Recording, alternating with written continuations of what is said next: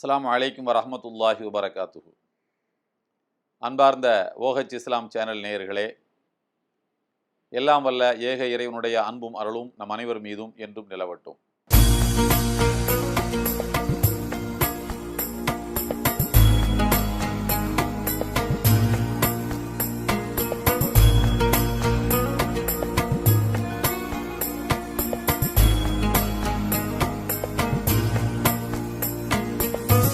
அல்லாஹு அக்பர்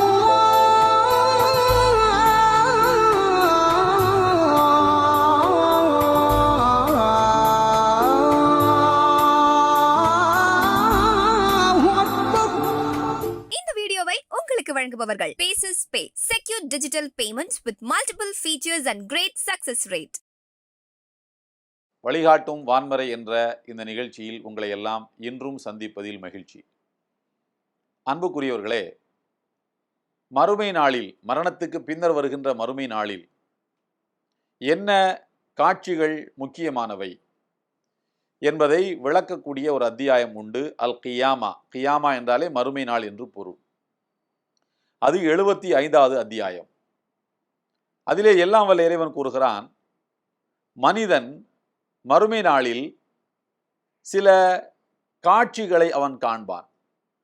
குற்றவாளிகள் நரகத்துக்கு இழுத்துச் செல்லப்படுகின்ற காட்சிகளை அவன் பார்க்கும்போது, ஐயகோ, இதிலிருந்து தப்பிக்க ஏதேனும் வழி இருக்கிறதா என்று அவன் அங்குமிங்கும் ஓடுவான். இறைவன் கூறுகிறான், கல்லா லா வஸர், அப்படி அல்ல, அவன் எங்கும் தப்பிக்க முடியாது. இலா ரப்பிக்க யௌம இதினில் முஸ்தகர், அந்த நாளில் இறைவனை நோக்கியே அவன் சென்று நிற்க வேண்டிய கட்டாயம் இருக்கும். யுனப்பஉல் இன்சானு யௌம இதின், அந்த நாளில் ஒரு மனிதனுக்கு அறிவிக்கப்படும் பிமா கத்தம வ அக்கர், அவன் செய்த நன்மைகள், செய்யாமல் விட்ட நன்மைகள், அவன் செய்த தீமைகள், செய்யாமல் விட்ட நன்மைகளும் ஒரு தீமைதானே.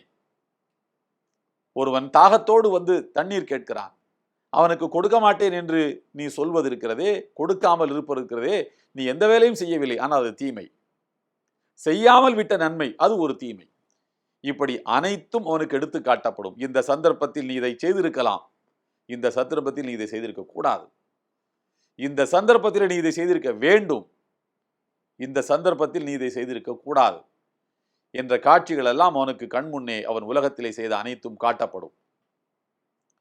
இறைவன் கூறுகிறான், அந்த நேரத்தில் பலில் இன்சானு அலா நஃப்ஸிஹி பஸீரா வலவ் அல்கா மஆதீரா, அவன் என்னதான் சாக்கு போக்குகளை சொன்னாலும் அவனை பற்றி அவனுக்கு தெரியும் அல்லவா.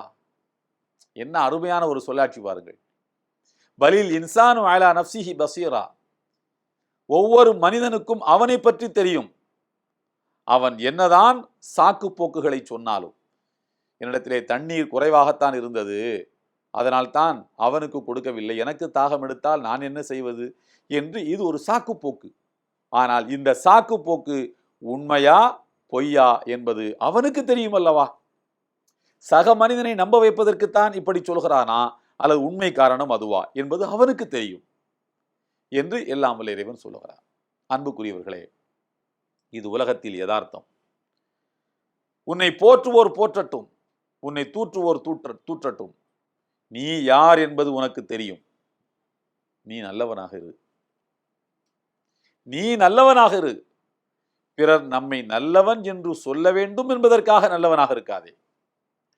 நீ தீயவனாக இருக்காதே, இவன் தீயவன் என்று யாரும் சொல்லிவிடக் கூடாது என்பதற்காக நீ தீயவனாக இல்லாமல் இருக்காதே. நல்லவனாகவே இரு, உனக்கு நீ நல்லவனாக இரு. இதுதான் எல்லாம் வல்ல இறைவன் நமக்கு உணர்த்த விரும்பக்கூடிய உண்மை. ஒன்று சொல்லட்டுமா உங்களுக்கு? இந்த உலகத்திலே 1,24,000 இறை தூதர்கள் வந்தார்கள். எந்த இறை தூதரையாவது எல்லா மக்களும் புகழ்ந்திருக்கிறார்களா? ஏன், நம்முடைய உயிரிணைய உத்தம தூதர் முஹம்மது நபி அவர்களை அவர்கள் வாழ்ந்த காலத்தில் எல்லோருமா புகழ்ந்தார்கள்? வட்டி வாங்கி ஏழைகளை சுரண்டி வயிறு வளர்த்தவர்கள் நபிகள் நாயகத்தை வாழ்த்தினார்களா? அடிமை சந்தையிலே மனிதனை காய்கறிகளை விற்பதை போல விற்று பிழைப்பு நடத்தி கொண்டிருந்த கோமான்கள் நபிகள் நாயகத்தை வாழ்த்தினார்களா? இல்லையே.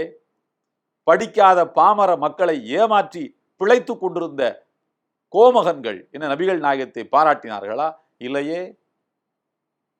எல்லோராலும் பாராட்டப்பட வேண்டும் என்பதற்காக வேண்டி நீ நல்லவனாக இருக்க வேண்டும் என்று நினைத்தால் வாழ்க்கையிலே தோற்று போய் விடுவாய். உனக்கு நீ நல்லவனாக இரு, அது போதும். எல்லா இறை தூதர்களும் எல்லோராலும் பாராட்டப்பட்டவர்கள் அல்ல. இன்னொன்று சொல்கிறேன் உங்களுக்கு, இந்த உலகத்திலே ஃபிரௌனையும் கொடுங்கோலன் ஃபிரௌனையும் வாழ்த்த ஒரு கூட்டம் இருந்தது. அபு ஜஹில் என்கின்ற கொடியவனையும் பாராட்டுவதற்கு ஒரு கூட்டம் இருந்தது இல்லையா? எனவே எத்தனை பேர் பாராட்டுகிறார்கள் என்பதை வைத்து நல்லவன் கெட்டவன் என்கின்ற அளவுகோலை இறைவன் எடுத்துக்கொள்வதில்லை. இது ரொம்ப முக்கியமான ஒரு விஷயம்.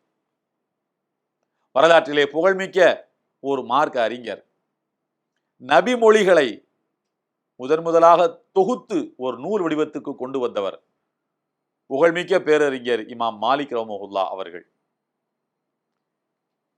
அவர்கள்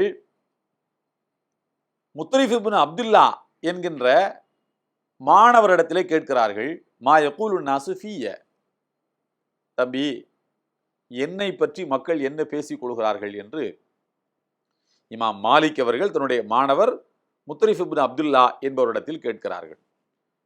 அதற்கு அவர் கூறினார், அம்ம சதீக் ஃபயுஸ்னி அலைக் வ அம்மல் அது ஃபயகஉ ஃபீக். உங்களுடைய நண்பர்களெல்லாம் உங்களை பாராட்டுகிறார்கள், உங்களை பிடிக்காதவர்களெல்லாம் உங்களை இழிவுபடுத்துகிறார்கள், அவ்வளவுதான் என்று சொன்னார்.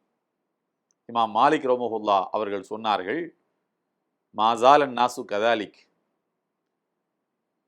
எப்போதுமே மனிதர்கள் இப்படித்தான் இருப்பார்கள். ஆனால் ஒன்று சொல்லட்டா உனக்கு, நான் இறைவனிடத்திலே பாதுகாப்பு தேடுகிறேன். என்னை மக்கள் எல்லோருமாக சேர்ந்து ஒரு முடிவு எடுத்து என்னை பற்றி அபிப்பிராயத்தை சொல்வதை விட்டு பாதுகாப்பு தேடுகிறேன். அதாவது மக்கள் எல்லாரும் என்னைய நல்லவன்னு சொன்னா எனக்கு பயமா இருக்கு, மக்கள் எல்லாரும் என்னைய தீயவன்னு சொன்னா எனக்கு பயமா இருக்கு. பாதி பேர் நல்லவன்னு சொல்றது, பாதி பேர் தீயவன் சொல்றது, இதுதான் கரெக்ட், இதுதான் மிகச் சரியானது என்றார். அது எப்படி? எல்லாரும் பாராட்டினா நல்லது தானே.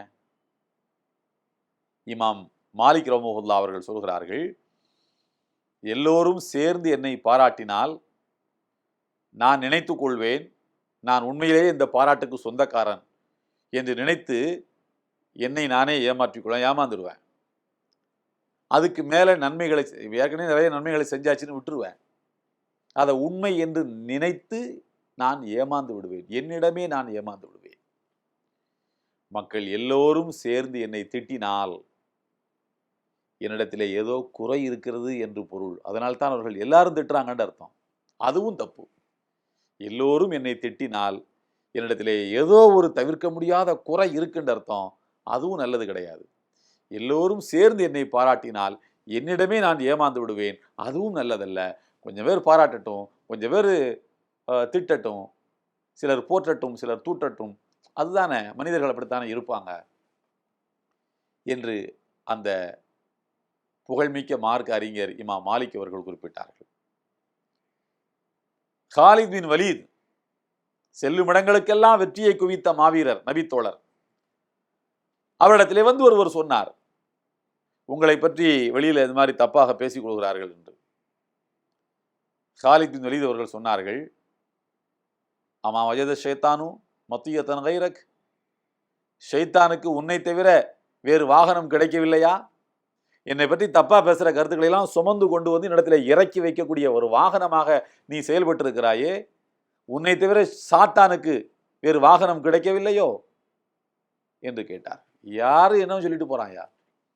நான் இறைவனுக்கு நல்லவனாக இருக்கிறேன், அது போதும் என்று சொன்னார். அன்புக்குரியவர்களே, ஒவ்வொரு மனிதனும் அவன் தன்னை பற்றி நன்கறிந்தவன். அவன் இறைவனுக்கு நல்லவனாக இருக்க வேண்டும், மனிதர்களுக்கு இருக்க வேண்டிய கட்டாயம் இல்லை என்பதை எல்லாம் வல்ல இறைவன் இந்த வசனத்தில் மிக தெளிவாக நமக்கு எடுத்துரைக்கிறான். எல்லாம் வல்ல ஏக இறைவனுடைய அன்பும் அருளும் நம் அனைவர் மீதும் என்றும் நிலவட்டும். இந்த வீடியோ உங்களுக்கு பிடிச்சிருந்தா லைக் பண்ணுங்க, ஷேர் பண்ணுங்க, கமெண்ட் பண்ணுங்க.